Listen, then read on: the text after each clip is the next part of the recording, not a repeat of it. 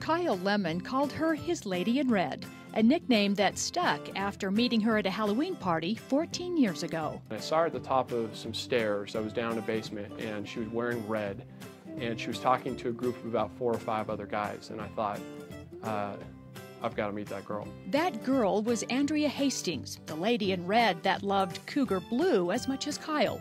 I always tell people that I'm very lucky that I was able to convince her to marry me, because it very much was that. She was a tough one to catch, but it was well worth all the effort. That effort turned into marriage in 2002 in the Las Vegas Temple, and it was their time in Provo that brought unforgettable memories, especially when it came to BYU football.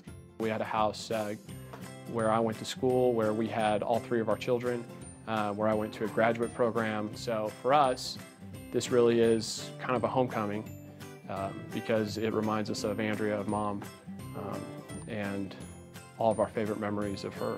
One of their favorite memories was an annual hike to the Y. Though they had moved to Houston, they returned this past July so their 3 daughters could take part in this yearly event.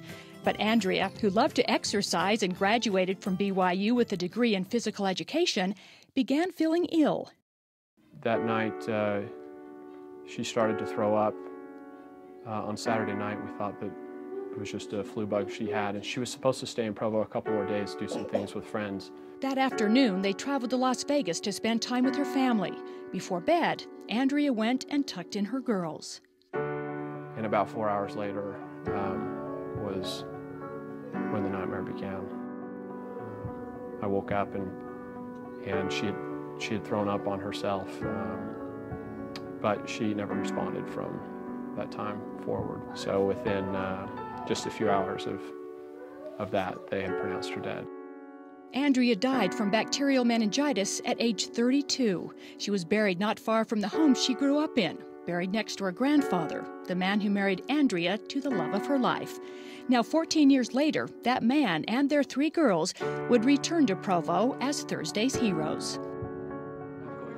I'm Kyle. You shake his hand? I can't really say, what it's like or anything, but we just hope that this can help make a difference for you.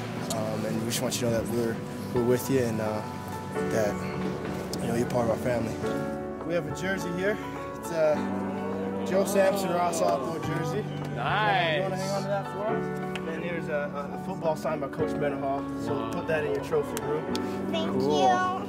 This is the flag that we have all signed, that we carry out with us every game day. And we would like you guys to sign it too. Ready, set, go. Say 1, 2, 3, go Cougars! What do you think your mom would have thought? I think she would have thought this is awesome.